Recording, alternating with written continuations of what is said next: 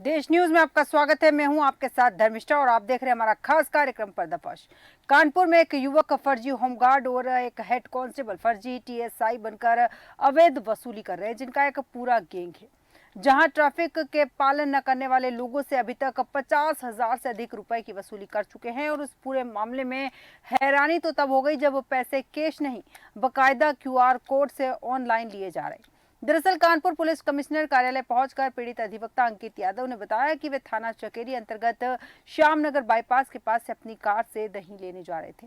Seat belt न लगाए होने के कारण एक हेड कांस्टेबल ने उनको रोक लिया और पैसे की मांग की।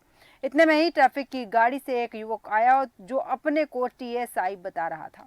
उसने ऑनलाइन पेमेंट की बात कही, तब पीड़ित अधिवक्ता ने ऑनलाइन 500 रुपये पेमेंट कर दिया। पीड़ित अधिवक्ता ने ये भी बात जब अपने दोस्तों को बताई तो उनके दोस्तों ने कहा कि हेड कांस्टेबल जो बना था शिवम शुक्ला वो फर्जी था और जो टीएसआई बनकर आया था वो हेड कांस्टेबल राजीव दीक्षित था, जो पहले भी ऐसे कई मामलों में जेल जा चुका है। इसके साथ एक पूरा गैंग है जो कानपुर के अलग अलग चौराहों पर वसूली कर रहे हैं।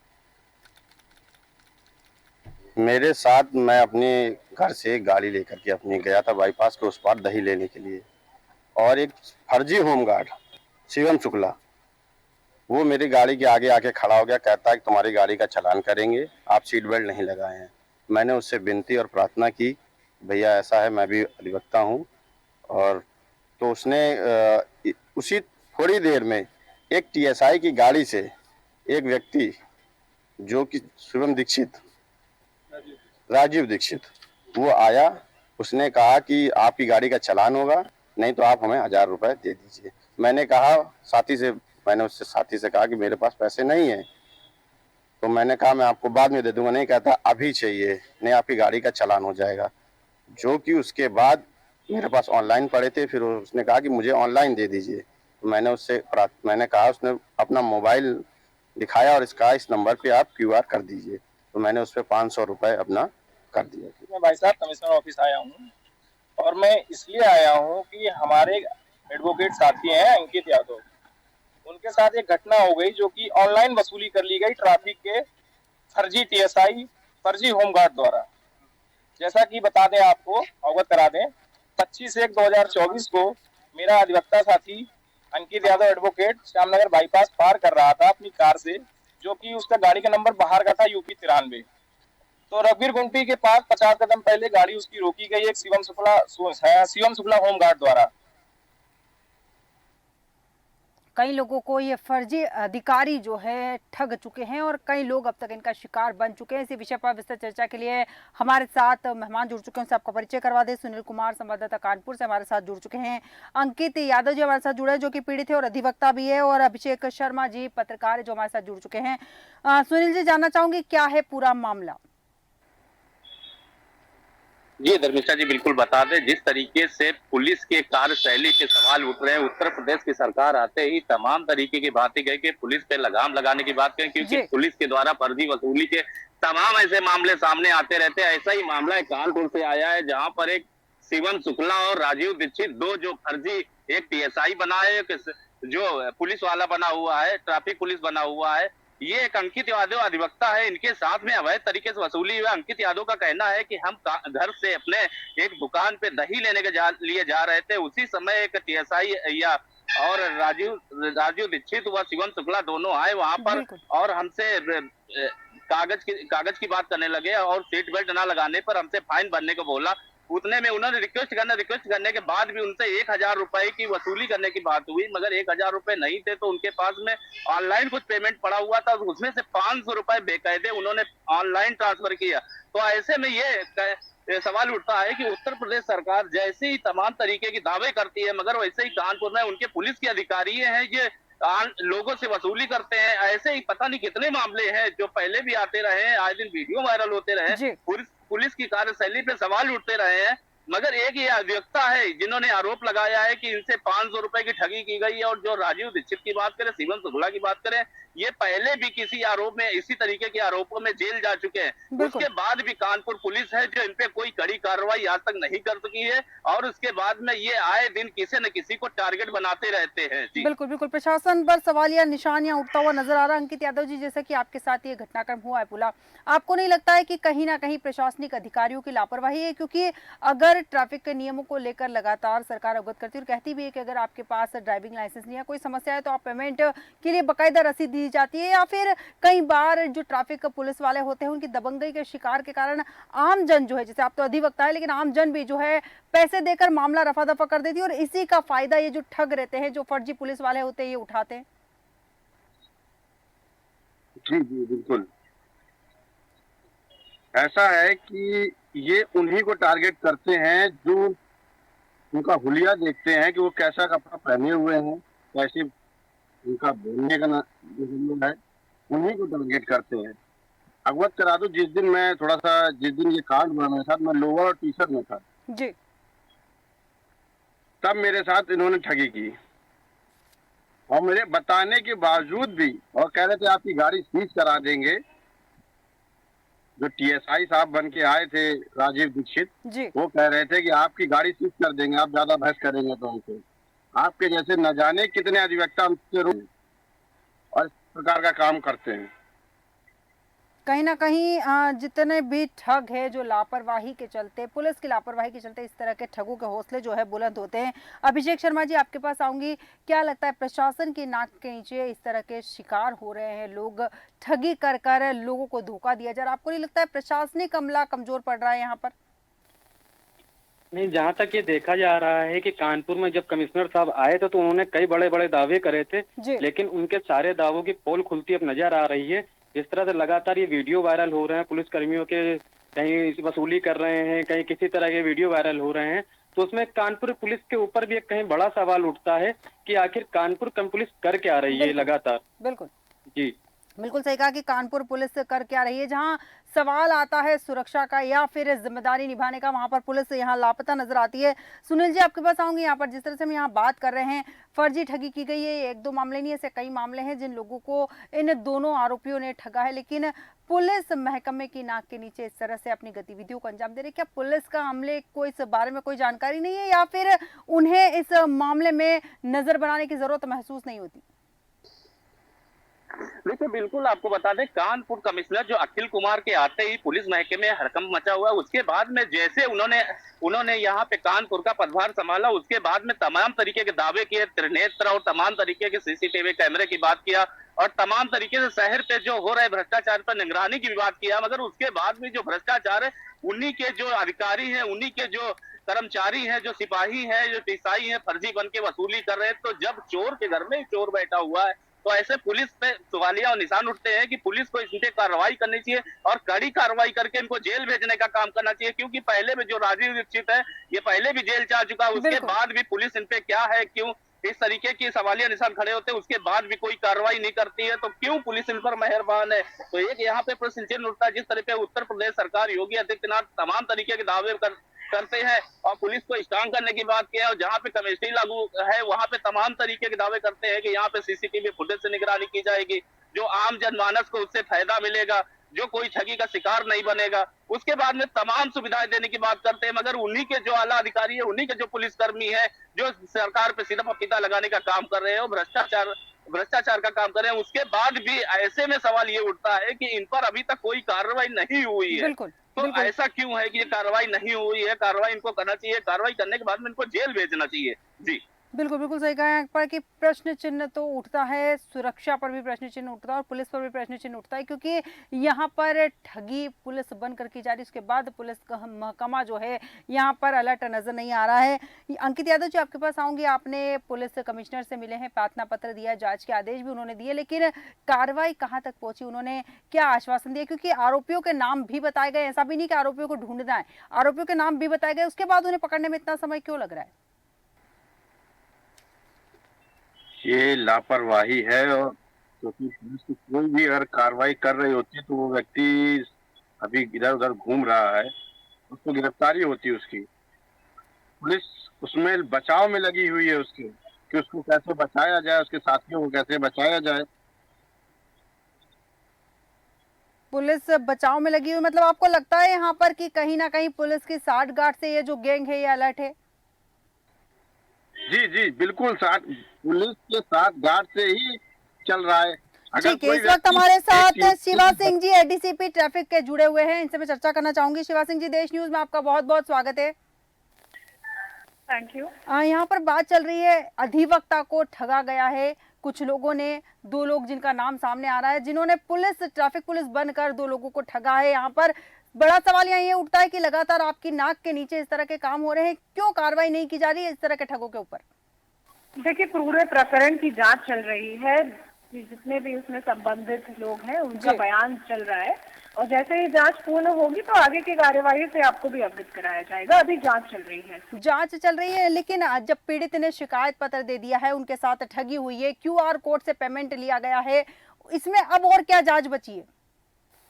देखिए, जांच करना, हमें सभी पक्षों के बयान लेने हैं और हम बयान ले रहे हैं, और इसमें और भी जो तथ्य सामने आए हैं जांच करना आवश्यक है उन तथ्यों पे। जैसे ही जांच खत्म हो जाएगी फिर आगे की कार्यवाही उसमें करी जाएगी। जांच होने के बाद में आगे की कार्रवाई करी जाएगी। तब तक क्या जो पीड़ित है वो इंतजार करे, या फिर इंतजार करना पड़ेगा कि वो और लोगों को निशाना बनाए?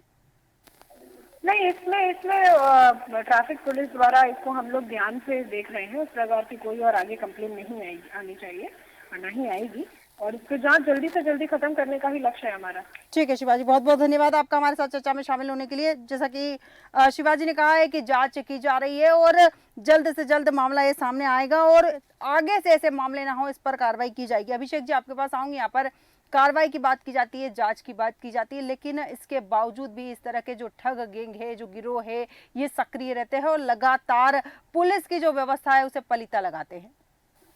जी, मैं आपको बताना चाहूंगा कि लगातार ऐसे करते पुलिसकर्मी लगातार कर रहे हैं, और इनका ऐसा ये पहला मामला नहीं है। इससे पहले भी लखनऊ में एक IAS ऑफिसर के पति के साथ ये धोखाधड़ी का कार्य कर चुके हैं, जिससे इनके हौसले और पहले से बुलंद गए हैं। तो ये लगातार ऐसे करते चले आ रहे हैं। अब देखना ये है कि अपनी हमारी कानपुर पुलिस इन पे लगाम लगाएगी, ऐसा खेलिए लगातार चलते रहेंगे। बिल्कुल बिल्कुल, कानपुर पुलिस इस पर लगाम लगाती है, इस तरह के मामले लगातार चलते रहेंगे। सुनील जी, आपके पास आऊंगी। मामला पैसों का नहीं है, मामला ठगी का है। कई बार लोग अज्ञानवश भी इन ठगी का शिकार हो जाते हैं। कई बार माहौल ऐसा होता है कि लोग सोचते हैं कि ठीक है, ट्रैफिक पुलिस है, पकड़ लिया है, 500 रुपये 1000 रुपये दे के बच के आगे निकल जाते हैं क्योंकि लेट हो रहे हैं, चले जाएंगे, ठीक है। ये कहीं ना कहीं आपको नहीं लगता है कि लापरवाही आम जन की भी, अगर वो पैसे देना बंद कर देंगे तो इस तरह के ठग अपने आप बंद हो जाएंगे? देखिए धर्मेश जी, बिल्कुल आपको बता दें, जिस तरीके से जनता है उसको भी जागरूक होना पड़ेगा। और कानपुर की जो जनता है, जो जैसे ट्रैफिक उल्लंघनों की बात करें तो किसी के पास में कोई ऑफिस जाना है या कोई कचहरी जाना है तो जरूरी नहीं कि किसी के पास DL डाल के जाए या कोई कागज डाल के जाए, तो कभी कभी भूल भी हो जाती है। उसके साथ में कोई कोई है जो अपने पद का उपयोग करते हुए कागज नहीं भी लेके आता। तो ऐसे में सवाल ये उठता है कि जो ठगी करने वाले लोग हैं, इस तरीके की ठगी करते हैं, उसमें जो सही पुलिसकर्मी है उनका भी नाम बदनाम होता नजर आता है। जैसे भी अभी ADCP शिवा सिंह ने बताया है कि उसमें जांच चल रही है, जांच होने के बाद कार्रवाई करेंगे। धर्मिष्ठा जी, आपको बता दें, इसके पहले तमाम ऐसे मामले सामने आए मगर आज तक उन पर कार्रवाई नहीं हुई है। और इस तरीके के जो आरोपी हैं खुलेआम घूम रहे हैं, हर दिन किसी न किसी को, आए दिन किसी न किसी को निशाना बनाते हैं, टारगेट बनाते हैं, उसके बाद में फिर यही कुकर्म करते हैं। मगर उसके बाद में अगर पुलिस से मीडिया अगर सवाल जवाब करती है तो सिर्फ एक ही उनके पास में बहाना है कि जांच चल रही, जांच करने के बाद कार्रवाई की जाएगी। और उसके बाद में इनके ऊपर कार्रवाई क्या होती है वो तो पुलिस ADCP ही जाने, उसके बाद में पुलिस कमिश्नर ही जाने। तो ऐसे में पुलिस के ऊपर भी आरोप साबित होता है। और पुलिस जिस तरीके से बड़े बड़े दावे करते हैं, हमारे कानपुर कमिश्नर तमाम तरीके के दावे करते, जैसे उन्होंने जो जांच है, जांच ADCP शिवा सिंह को दिया हुआ है और ये जांच कर रही, तो जांच कितने दिन में पूरी होगी इन्होंने ये भी नहीं बताया है कि जांच महीनों भी लग सकते हैं, सालों भी लग सकते हैं, तब तक पीड़ित क्या दर दर भटकता रहे या और लोग इसमें टारगेट बनते रहे। बिल्कुल, बहुत सही बात कही आपने कि इतने हो सकता है और भी लोगों को वो टारगेट बनाए, क्योंकि यहाँ पर पुलिस प्रशासन जो है रोकथाम करता है, सुरक्षा देता है, अपराधों की रोकथाम करता है। ऐसे में पुलिस की जिम्मेदारी ज्यादा बन जाती है। अंकित जी, आपके पास आऊंगी। जब आपसे डिमांड की गई, आपको नहीं लगता है कि अगर आप पैसे देने की बजाय उनसे कहते कि कार्रवाई ठीक है, आप कार्रवाई कर दो, कोई दिक्कत नहीं है, तो शायद ये मामला और जल्दी उजागर हो जाता और आपको पैसा भी नहीं देना पड़ता? ऐसा था मैडम, वो मुझको डरा रहे थे, धमका रहे थे, गाड़ी सीज करने की बात कर रहे थे। मैं अधिवक्ता हूँ, मुझे मालूम है कि अगर गाड़ी सीज हो जाएगी तो मुझे कोर्ट से छुड़ाना पड़ेगा। और वो मेरी गाड़ी नहीं थी, वो मेरे मित्र की गाड़ी थी। जिसकी मैं गाड़ी लेकर के गया हुआ था, इसलिए मुझे उचित लगा वो चीज करना। ठीक है, आपको उचित क्योंकि लगा, ऐसा होता है कि आप ठीक है, आपको उचित लगा, आपने उन्हें कर दिया पेमेंट। ठीक है, बाद में आपको पता चला चर्चा के दौरान कि ये फर्जी थे जो पुलिस वाले थे। अभिषेक जी, आपके पास आऊंगी। यहाँ पर आपको नहीं लगता है कि नियमों की जो जानकारी है ये बहुत कम है? कई बार ऐसा होता है कि बहुत सारे ट्रैफिक के नियम भी है कि अगर आप कागज भूल जाते हो तो आपके पास समय रहता है कि आप घर जाके कागज लाकर बता सकते हो, डायरेक्ट गाड़ी सीज नहीं की जा सकती। साथ ही कांस्टेबल वगैरह गाड़ी की चाबी नहीं निकाल सकते। ऐसे कई नियम है लगातार हम देखते हैं, जैसे टू व्हीलर वाले हैं हेलमेट लगा के नहीं जाते, तो पुलिस कर्मी जो रहते हैं ट्रैफिक पुलिस वाले गाड़ी की चाबी निकाल कर, जबकि अधिकार उनके पास नहीं। तो आपको लगता है जागरूकता की कमी के चलते ये इस तरह की चीजें सामने होती है? सुन पा रहे हैं अभिषेक जी? अभिषेक जी तक हमारी आवाज नहीं पहुंच पा रही, पुनः संपर्क करने की कोशिश करेंगे। सुनील कुमार जी, यही सवाल मैं आपसे पूछूंगी, आपको नहीं लगता है जागरूकता की कमी के चलते इस तरह की चीजें होती, क्योंकि लगातार इस तरह के मामले सामने आते हैं, ट्रैफिक को लेकर ज्यादा घटनाएं सामने आती है, सीट बेल्ट ना लगाए हो, हेलमेट ना लगाए हो, लगातार पुलिस वाले उन पर कार्रवाई करते हैं। अगर नियम उन्हें पता हो तो आपको नहीं लगता है कि इस तरह के मामले रुक जाएंगे? जी बिल्कुल, आपको बता दें, जिस तरीके से अगर पुलिस प्रशासन की बात करें या परिवहन विभाग की बात करें या टीएसआई की बात करें या परिवहन विभाग के और अधिकारियों की बात करें, जिस तरीके से रूल्स लागू करते हैं तो आम जनता को भी रूल्स फॉलो करना चाहिए, क्योंकि उसमें कुछ रूल्स ऐसे होते हैं और कुछ की बात क्या करें, जो रूल्स होते हैं वो हमारी सुविधाओं के लिए होते हैं, जैसे सीट बेल्ट है, हेलमेट है और कागज है, तमाम तरीके की हमारी भी सुविधा है, इसमें हमारी भी हमको इस तरीके से चलना चाहिए। मगर उसकी कभी न कभी हो सकती है भूल से कागज या घर पे छूट गए या डीएल घर पे छूट गया या और कोई कमी हो गई, तो ऐसे में जो पुलिस कर्मी है ये सीधा टारगेट करते हैं उन लोगों को जो सीधे लोग हैं, और थोड़ी सी कमियां पाकर तो उनको पूरी तरीके टारगेट कर गाड़ी को सीज करने के पहले तो धमकी देते हैं। धमकी में अगर कुछ लोग ऐसे हैं कि वो डर जाते हैं, डरने के बाद में उनको पैसे दे देते हैं, पैसे, क्योंकि ये लोग ऐसे ही लोगों को टारगेट बनाते हैं कि हमारी धमकी से डर जाए, सहम जाए, हम इनको टारगेट बनाए और ये हमको वसूली करे। तो ऐसे में ये जो राजस्व का है, राजस्व को भी घाटा करता है, क्योंकि हम ये नहीं कहते कि इनको चालान नहीं करना चाहिए, क्योंकि गलत है, अगर हमारी गलती है तो चालान करना चाहिए, उसमें राजस्व विभाग का भी फायदा होगा। मगर जिस तरीके से ठगियार बनाते हैं लोगों को, ऐसे में अंकित यादव जो शिकार बने हुए हैं, ऐसे में पता नहीं कितने अंकित यादव उसके पहले पीओआर बन चुके होंगे, मगर उन्होंने इस तरीके की आवाज नहीं उठाई है। मगर अंकित यादव जो एक अधिवक्ता है, उसके साथ में अधिवक्ताओं से चर्चा की तो उन्होंने इस तरीके का आरोप लगाते हुए कानपुर कमिश्नर अखिल कुमार को लिखित शिकायत की है। उन्होंने जांच के आदेश भी दिया है, मगर उसके बाद में कार्रवाई कब होती है ये भी एक समय समझने की बात है। बिल्कुल, कार्रवाई कब होगी ये भी समझने की बात है। और ये बहुत सही बात कही आपने, अंकित यादव जी ने जागरूक नागरिक होने के तहत ये आवाज उठाई। चाहते तो सोच सकते थे कि ठीक है 500 रुपए का मैटर है, क्या मतलब इसको आगे बढ़ाने से, लेकिन बावजूद इसके उन्होंने इस बात को आगे बढ़ाया ताकि और लोग ठगी का शिकार ना हो पाए। बहुत अच्छी बात है अंकित यादव जी। आपके पास ही आऊंगी अंकित जी, जिस तरह से हम यहाँ बात कर रहे हैं, लापरवाही हुई है, पुलिस प्रशासन से भी हुई है, तभी इस तरह के गिरोह जो है सक्रिय हुए। आपको क्या लगता है सरकार को ऐसी क्या कार्रवाई करनी चाहिए जो इस तरह के लोगों के पर रोक लग जाए और आम जनता जो है इन मुसीबतों से बच जाए? ऐसे कर्मचारी को, ऐसे अधिकारियों को तत्काल प्रभाव में सस्पेंड कर देना चाहिए जो पुलिस विभाग को बदनाम कर रहे हैं, इस प्रकार का कार्य कर रहे हैं, खाकी का गंदा काम कर रहे हैं, खाकी पहन करके खाकी को बदनाम कर रहे हैं। ऐसे कर्मचारी को और ऐसे अधिकारियों को तत्काल प्रभाव में सस्पेंड कर देना चाहिए सरकार को। बिल्कुल बिल्कुल, तत्काल सस्पेंड कर देना चाहिए। बहुत अच्छी बात कही यहाँ पर। और आपने जो कार्रवाई की बात कही है कि पुलिस ने कहा है जांच की जाएगी, उसके बाद कार्रवाई की जाएगी, अगर कार्रवाई नहीं करती है पुलिस तब आप क्या करेंगे? तब हम अपने साथी बड़े अधिवक्ताओं से, सीनियर अपने महामंत्री अध्यक्ष से मिल करके इस पे फिर कानपुर कमिश्नर से एक बार मिलने की बात करेंगे और मिलेंगे और कहेंगे इसमें मुकदमा लिखा के ऐसे कर्मचारियों को जेल भेजा। बिल्कुल बिल्कुल, बहुत सही बात कही आपने और जागरूक नागरिक होने का आपने कर्तव्य निभाया। बहुत अच्छी बात है। सुनील जी, अंकित जी, बहुत बहुत धन्यवाद हमारे साथ चर्चा में शामिल होने के लिए। हम बात कर रहे थे कानपुर की, जहां पर एक युवक ने ट्रैफिक पुलिस टीएसआई बनकर ठगी की और ठगी करके रिश्वत भी ऑनलाइन ली है। जागरूक अधिवक्ता ने सीधे पुलिस तक जाकर शिकायत की, लेकिन पुलिस जांच की बात करी। बड़ा सवाल ये उठता है कि पुलिस की नाक के नीचे इस तरह के गिरोह सक्रिय कैसे हो जाते हैं। अब देखना दिलचस्प होगा, जांच की बात की गई है, क्या कार्रवाई की थी, या फिर इन ठगों के शिकार और भी लोग बनने वाले हैं। हमारे आज के खास कार्यक्रम में इतना ही। बने रहिए देश न्यूज़ के साथ।